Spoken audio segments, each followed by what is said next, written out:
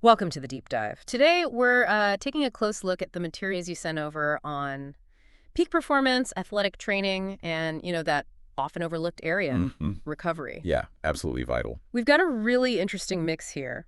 Stuff on exercise science, nutrition, sleep, but also mental prep, injury prevention. hmm Our mission really is just to boil down the key knowledge from all this, help folks optimize performance, their well-being, without getting totally bogged down in the weeds. And as we went through it, Yeah. a really clear theme jumped out.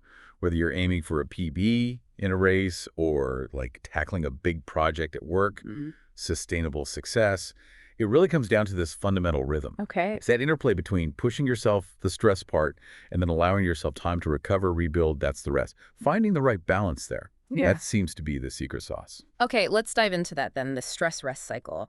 One thing that really struck me was this Goldilocks weight idea in exercise. Right. Not too heavy, not too light, just enough challenge, but not so much it breaks you.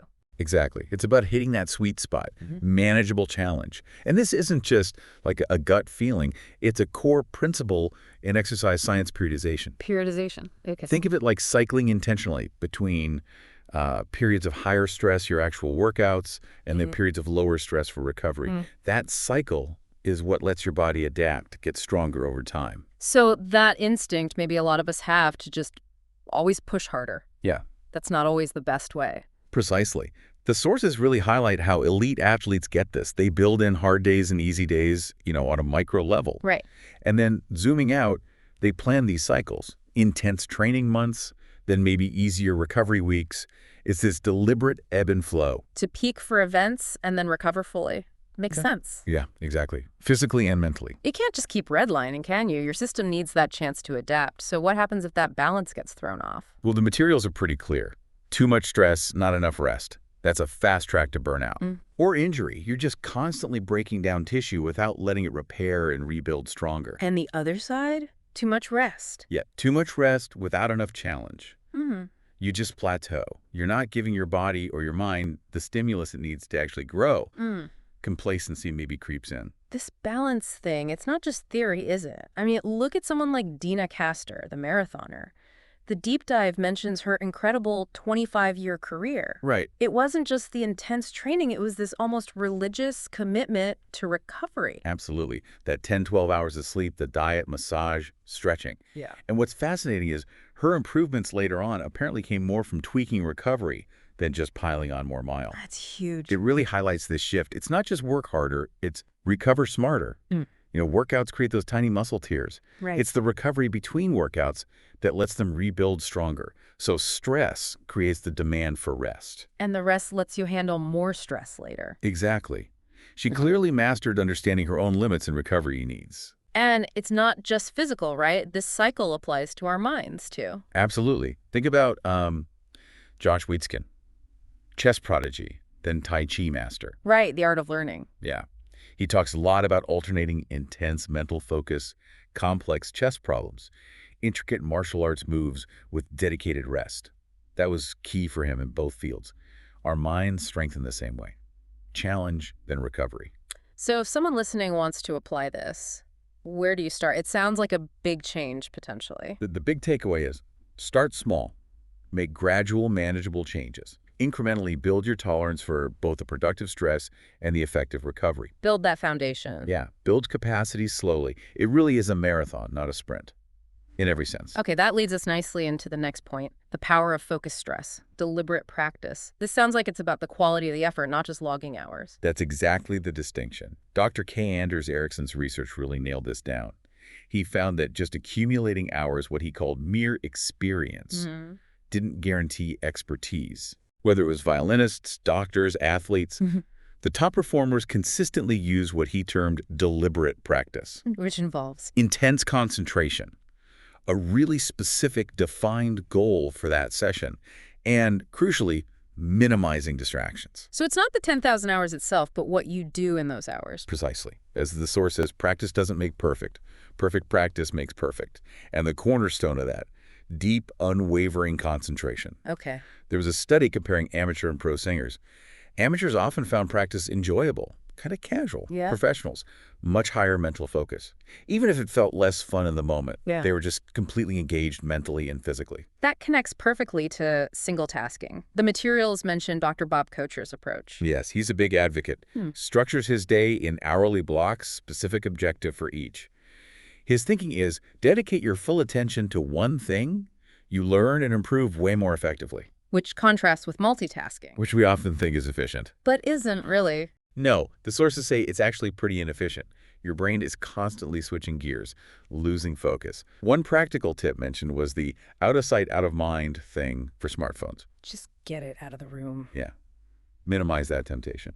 So how long should these focused blocks be? The suggestion is around 50 to 90 minutes of concentrated work, followed by a short recovery break, maybe 7 to 20 minutes. Okay. That helps sustain your energy, physical, mental, emotional.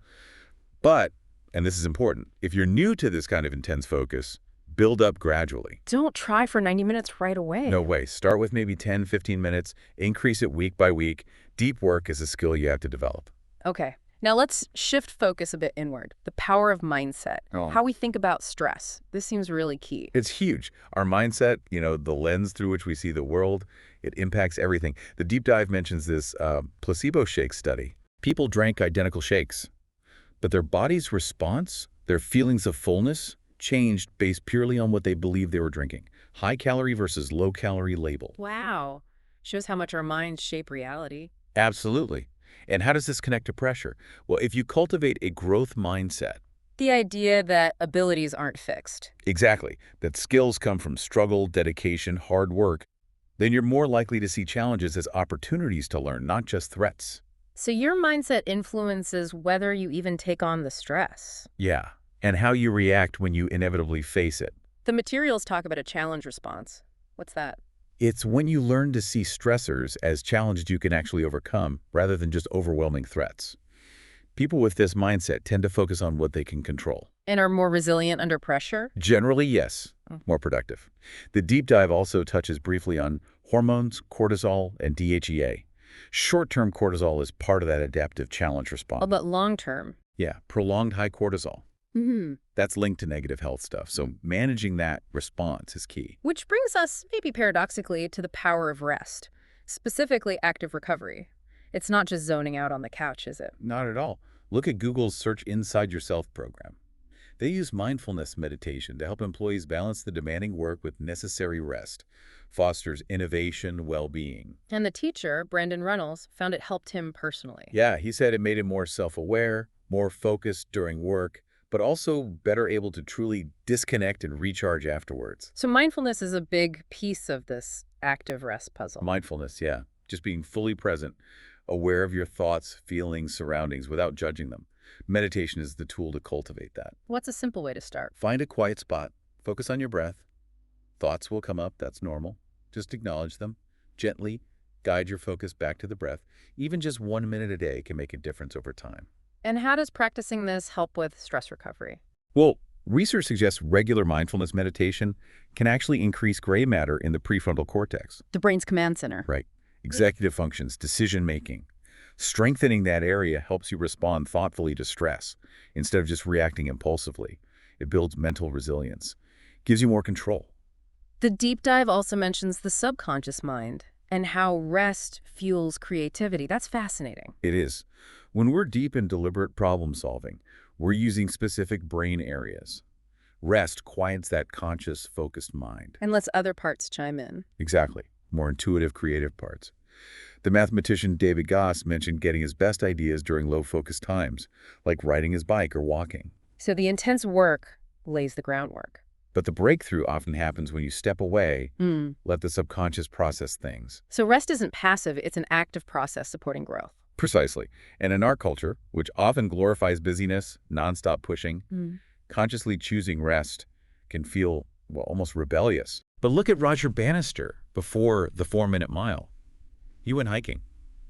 A change of pace for body and mind. Not just more track work. No. And Matt Dixon, the triathlon coach. He trains his athletes to see rest as just another essential part of training. Strategically planned, just like the hard workouts. Okay, so rest is vital. But there are different types of rest, different strategies. Let's unpack some of those. Walking breaks seem surprisingly effective. They really are. Lots of writers, thinkers swear by them. Stephen Pressfield takes a tape recorder on his walks for ideas. Right. Even short, like 2-minute walks around the office, can break mental gridlock. Gives your subconscious a little room to work. Plus the physical benefits of just moving. Yeah, it breaks up prolonged sitting. And, even the ancient Greeks knew about the sound mind in a sound body connection. What about nature? Getting outside, does that actually boost performance? Seems so. Exposure to nature improves mood, lowers stress hormones, helps shift you to a more relaxed state, which is good for creativity. Do you need a huge hike? Not necessarily. Even looking at pictures of nature can help. Research even suggests it can decrease inflammation in the body, potentially by affecting cytokines, indirectly supporting performance. We talked about mindfulness and meditation already, but any more specific guidance? Yeah, daily practice is really recommended. Strengthening that prefrontal cortex, choosing your stress response, the simple technique, quiet place, comfy position, eyes closed, focus on the breath. Gently redirect when your mind wanders. Start with a minute, build up. Okay. The open monitoring or body scan meditation is also mentioned. Good for physiological recovery, noticing subtle body sensations, fostering creativity. Social recovery is another interesting one, not just being around people. No, the research points specifically to interacting with friends, your support network. That seems to speed up recovery from stress. How? Benefits the nervous system, you see improvements in heart rate variability. Even releases antioxidants that help cell repair. But the key is connecting with your personal support system, not necessarily work colleagues tied to the stress. So make time for friends. Good advice, generally. Definitely. See it as part of your recovery toolkit. And sleep. We keep coming back to sleep, the ultimate recovery tool. It's absolutely fundamental. Science shows its crucial role in memory, learning new skills, processing emotions. Right. Sleep deprivation messes with self-control, focus, attention.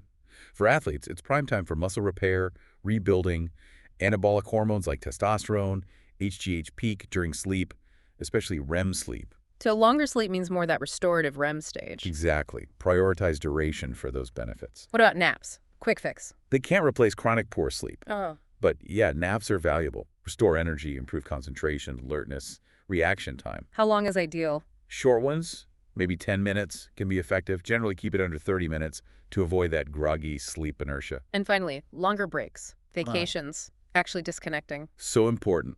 Strategic, longer periods of complete rest are essential after lots of stress. Look at Bernard Lagat, the runner. 5-week vacation every year. Total disengagement helps sustain high performance long term. Studies show vigor and performance actually increase after rest days. The more you rest on weekends, the harder you can push the next week. But you have to truly disconnect. That's the key. Engage in things that are genuinely restorative for you. The Boston Consulting Group experiment was fascinating. Just one guaranteed day or night off per week boosted self-care, family time, and productivity. Takes courage sometimes to prioritize rest like that. It really does in our always-on culture. Yeah. But the long-term payoff is undeniable. Okay, so we get the stress-rest balance. Now, how do we actively optimize our routines to support peak performance? It's not just passive recovery, right? Yeah. It's creating the right conditions. Exactly. Top performers don't just hope for the best. They actively prime themselves. They establish specific, consistent pre-performance routines. Like triggers. Yeah, powerful triggers to get them into the zone, that mind-body sync. Think about Matt Billingsley, the drummer. His warm-up is push-ups, jumping jacks. Not just drumming practice. Right. He found getting his heart rate up, getting physically and mentally engaged, worked better for him right before a show than just technical practice. Interesting. And Megan Garnier, the cyclist. Pre-race yoga routine gets body and mind ready. Even something simple like Frank Shorter's consistent pre-race breakfast. It was a ritual that eased his nerves. So it's very personal, no single best routine. Exactly. Depends on you, the event demands. The key is finding what consistently gets you into that optimal state. And it includes warming up your mind, intentionally cultivating a positive mood, listening to music, reviewing past successes, whatever your personal pick-me-up is, and consciously avoiding negative stuff right before you start. The materials also stress the link between personal life and performance. Yeah, it's tough to perform at your best if your personal life is in disarray. Tiger Woods is the classic, unfortunate example. Striving for some balance and stability personally helps professionally. Makes sense. And using related activities for creative blocks, like writers reading their genre. Yeah, can spark ideas, leverage connections. And environment matters too, right? Stephen King's writing space comes to mind. Very specific. Absolutely. Ecological psychology talks about how objects and cues in our environment influence our actions. Seeing your running shoes might prime you to run. So design your workspace intentionally. Yes. Minimize distractions, include supportive cues, and consistently working in the same space strengthens that link between you, the space, and the task, like King or B.F. Skinner's structured day. Conditioning through routine, Makes it more automatic. less reliant on willpower. External cues trigger the behavior. And this even affects physiology, hormones. It seems so. Charles Hamilton, the strength coach, apparently increased testosterone in the U.S. hockey team with customized warm-ups. Routines can shift hormonal profiles affecting strength, energy, creativity, confidence, focus. So balance stress and rest, build talent. And environment and routines help express it. This feels like it's leading to something even deeper. Transcending limits through purpose. How does purpose connect here? Well, our bodies have these protective mechanisms, right? Fear, fatigue, pain, designed to stop us from going too far. But the materials suggest that in extraordinary situations, when we're connected to a purpose bigger than ourselves, we can sometimes override those limits. Find reserves we didn't know we had. Exactly. When driven by a powerful why, we often find we're capable of more. Dr. Victor Stretcher's story about his daughter was very powerful in the material. Yes, incredibly moving. After her death, finding that life-transcending purpose, focusing on his students with that same dedication, helped him navigate grief and achieve things he hadn't thought possible. He talks about minimizing the ego. The part focused on self-preservation. Right. The part signaling threats. Minimizing that helps break through self-imposed barriers. And this fits with Tim Noakes' research on fatigue, the central governor theory. It does. His idea is fatigue isn't just muscle failure. The brain acts like a governor to protect us from catastrophic failure. But that governor can be overridden. Or recalibrated, yeah, when connected to a compelling purpose that fuels action. So purpose is an incredibly powerful intrinsic motivator. Seems to be. Research suggests doing things for reasons beyond ourselves, helping others. Contributing to a cause is more potent, more sustainable than just money or fame. High achievers often credit something bigger than themselves. Yeah, that fuels their resilience, perseverance. Purpose drives motivation. Motivation helps you endure greater effort, leading to better performance. It connects to Angela Duckworth's work on grit, too. Grit, passion, and perseverance for long-term goals. Exactly. And that's strongly linked to having a clear sense of purpose. And interestingly, combating burnout. Giving back, volunteering, mentoring can activate reward centers, renew energy, like Adam Grant coaching younger divers. Okay, let's switch gears to the very practical side of recovery. Nutrition. It's not just what you eat, but when, especially around training. That timing aspect is crucial. Protein for muscle repair, obviously. Rehydration is pretty straightforward. Aim for pale, straw-colored urine. But replenishing glycogen with carbs, that's more time-sensitive. How so?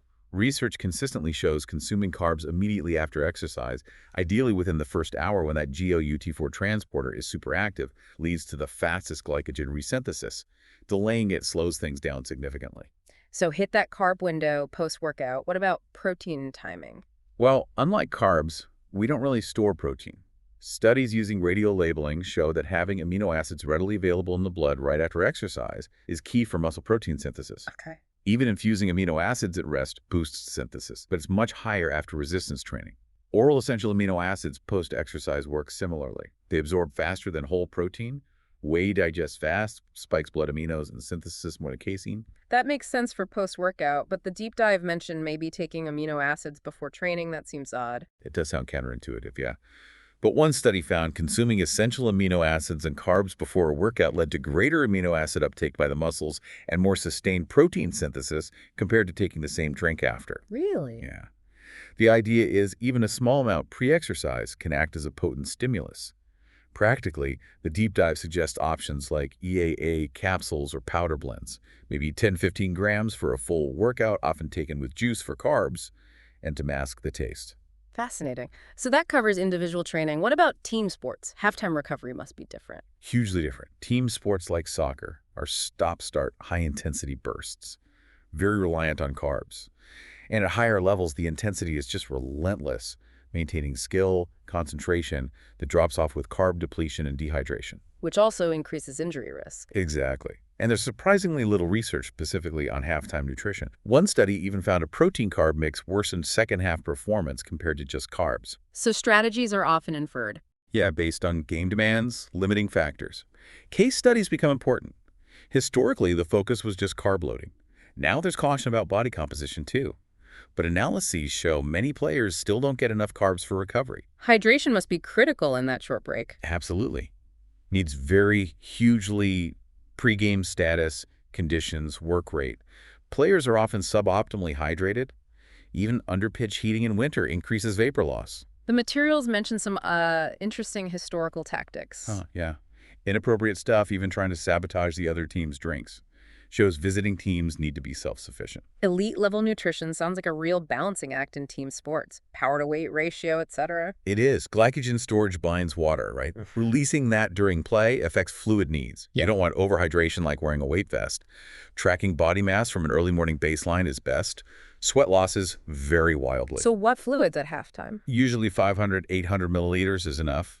Sodium helps fluid uptake if drinking a lot, but watch overall daily salt. And carbs are still key for that second half. Definitely. Carb shortfalls likely cause fatigue, mental and physical. Supplementation helps. Glucose polymers like maltodextrins empty from the stomach faster, which is good during games. Maybe drinks with multiple carbs like maltodextrin plus fructose for better energy delivery. So, key halftime recommendations. Prioritize rapid carb replenishment. Use easily digestible forms like maltodextrins. Adjust hydration for conditions. Tailored to individuals, especially in heat. Maybe caffeine for less active players like goalies for focus. And the don'ts? Don't wait for halftime to fix existing diet issues.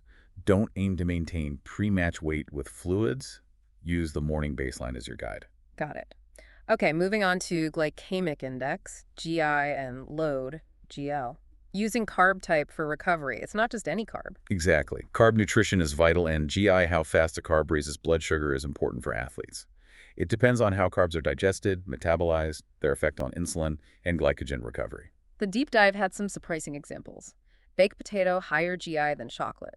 Shredded wheat, higher than jam. Why? It's complex.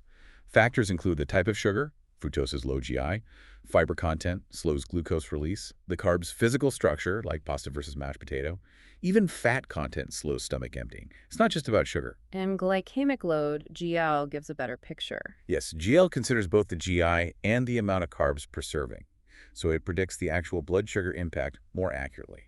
A banana might have a moderate GI, but its GL could be higher than a small piece of high GI chocolate because the banana has more total carbs.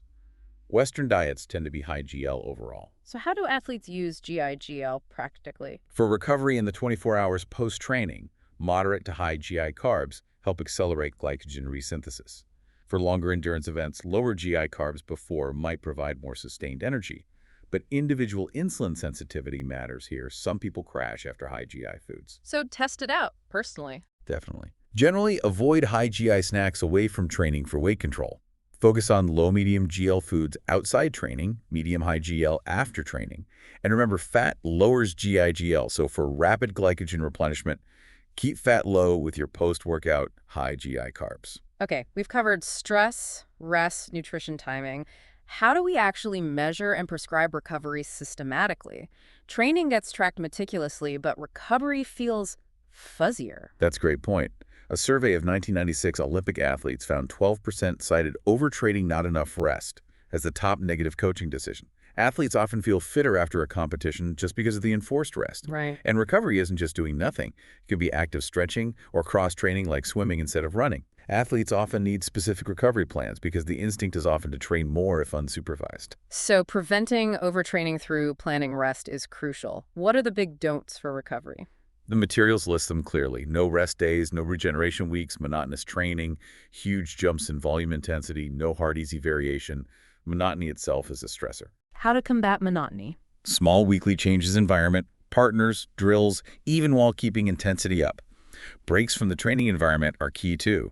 Coaches need to recognize individual needs for social time versus alone time in camps. Even breaks from the coach can help emotional recovery. Trusting athletes during breaks is important. And an annual complete break from the sport is vital. But don't fill it with other stressors like exams or jet lag. Self-awareness seems key again, knowing what kind of tired you are. Absolutely. Physical, mental, emotional stress need different recovery. feeling physically drained after desk work. Might be mental fatigue needing a different approach than post-workout fatigue. Low-intensity exercise might relieve work stress. Know your own relaxation status. The deep dive breaks recovery into cognitive, emotional, physical, quick distinctions. Cognitive need deactivation after stress before recovery kicks in. Positive coping, not just, say, alcohol. Constructive analysis of performance. Emotional recovery relies on social support, quality time, hobbies, non-sport socializing, reflection time. Physical recovery starts immediately. Cool down, refuel, shower.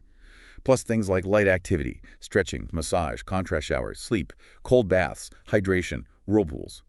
Sleep is maybe more critical for mental-emotional than just physical recovery, though. Tired athletes can train, but motivation tanks. And progressive overload links back to this. Recovery is where the gains happen. Exactly. Recovering right at the point of fatigue reduces recovery time, increases training opportunity. You get fitter recovering from exercise. You need to identify the fatigue type, CNS, metabolic, muscle damage, psychological. The materials outline recovery levels. Level 1. Foundational. Sleep rest, passive and active, nutrition, refuel, rehydrate, aiming for that 4.1 carb-protein ratio.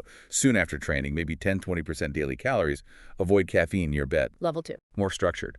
Periodization, planned training and recovery cycles, reactive programming, flexibility based on recovery, proper cool downs and stretching, muscle relaxation, waste removal, flexibility. And level 3. More specialized. Recovery pool work, 20 mins next day, light intensity, specific water temps, various movements. Finally, heart rate variability, HRV, a more advanced tool for tracking recovery. It is. HRV measures the tiny variations between heartbeats. These link closely to your autonomic nervous system, state fatigue, and recovery. It can even predict EPOC, excess post-exercise oxygen consumption, as a measure of cardiovascular fatigue. So HRV gives insights into training load, stress, hydration. Yeah, and adaptation, cumulative fatigue, anxiety. It's influenced by individual factors, too. Well-timed rest is key. HRV shows parasympathetic activity, rest digest, drops with heavy training, rises with rest. Sympathetic, fight-flight, does the opposite. Helps spot overtraining under recovery. Performance dips after training, then rises with rest. No rest leads to lower performance, overtraining. And EPOC adds another layer. Yeah, measures the physiological cost of training, cardiovascular fatigue, especially for endurance. Intensity drives EPOC more than duration. HRV can spot fatigue, heart rate alone misses. Long-term fatigue needs periodized rest weeks. Monitoring HRV EPOC helps assess recovery between sessions, balance training rest. Different athletes respond differently to the same session, need varied recovery. How does HRV analysis actually show stress versus recovery? The autonomic nervous system reacts fast, reflected in heart rate and HRV. Analysis shows recovery status during the day, between sessions, overnight. Stress in HRV terms means heightened ANS activity not from immediate physical work. It's the cumulative effect of sleep, recovery, mental load, etc. Some monitors use it to assess training load. So the benefits of measuring recovery with HRV are Detecting early overtraining illness, optimizing training load balance, data for coaching decisions, establishing baselines, checking recovery during hard blocks or when feeling off, ensuring full recovery before new hard work. Overnight HRV measurement minimizes external factors. Daily stress measures track lifestyle impact. Standardized timing is key. Early sleep hours are often most sensitive. Stress recovery indexes visualize the balance. Nighttime stress patterns can signal overtraining risk. Even after something huge like Kilimanjaro, high recovery is possible with enough rest. So HRV is a simple but powerful tool for endurance training. Helps manage stress, avoid overtraining. Exactly. Overtraining and recovery are real. Everyday stress matters hugely. Things like shopping can be stressful physiologically. Napping, reading, music are good de-stressors. Use overload carefully with extra rest. Monitor tapers for full recovery. HRV monitors and software are great tools for adjusting programs. Okay, let's wrap up with sleep. We've touched on it, but its role is so central, more than just feeling rested, right? Yeah. Oh, absolutely. There are tests for sleepiness, sleep debt. Studies letting people sleep 14 hours show how much debt many carry. Deprivation messes with hormones like ghrelin and leptin. Affecting appetite. Yeah, increases hunger, cravings for high-calorie, high-carb foods, makes body composition harder to manage. And sleep quality is vital, not just duration. Fragmentation from restless legs, etc., reduces benefits. Sleep disorders are common in athletes, especially with high training volume. Nutrition links to sleep quality, too. Definitely. Beyond just stimulants or big meals, many nutrients affect sleep. Poor sleep can cause deficiency, or deficiency can cause poor sleep. Hmm. Suboptimal intake of sleep minerals is common, worse with high training losses. Heavy reliance on cow's milk might not be ideal mineral amino acid-wise for sleep. The materials flagged magnesium and tryptophan specifically. Right. Magnesium deficiency is linked to restless legs, poor sleep. Supplementation can help some people. Chronic sleep debt drains magnesium too, hitting exercise capacity. Exercise stress also depletes it, but magnesium supplements might help performance even with poor sleep. And tryptophan. It's the precursor to serotonin and melatonin, the sleep hormone. Less about taking pure tryptophan now, more about protein sources with a high tryptophan ratio compared to competing amino acids. Alpha-lactalbumin, high in human milk, less so cow's milk, has this profile. Studies show it can help insomnia, improve sleep, morning alertness. So cow's milk before bed might not be the best. Potentially not ideal. Lower relative tryptophan, high calcium can interfere with zinc-magnesium uptake. Also, athletes using lots of protein powders high in branched-chain amino acids. Competing amino acids. Yeah, they might reduce tryptophan getting to the brain, potentially disturbing sleep. Low-carb, high-protein diets might do this too. Carbs usually trigger insulin, driving BCAAs into muscle, increasing relative tryptophan levels. This has been incredibly thorough. So many interconnected pieces. To synthesize it all, what are the absolute core takeaways? I think it boils down to this. Sustainable peak performance isn't about just relentless grinding. It's about intentionally, intelligently cycling stress and rest. It's cultivating a growth mindset, practicing with deep focus, and actively prioritizing recovery, mental, physical, social, sleep. Optimizing routines and environments supports all that. And connecting to a purpose bigger than yourself. That unlocks motivation, resilience. Finally, remember, nutrition and recovery are integral parts of the plan, not optional extras. They need to be timely and tailored. That's a brilliant summary. Really helpful. And for everyone listening, maybe a final thought, reflecting on all this. Where in that stress-rest cycle or which recovery method might you be underutilizing or maybe overemphasizing in your work, sport, life? And what's one small actionable tweak you could make starting today to move towards a more sustainable, balanced, and ultimately more effective approach? Thanks for joining us for this deep dive.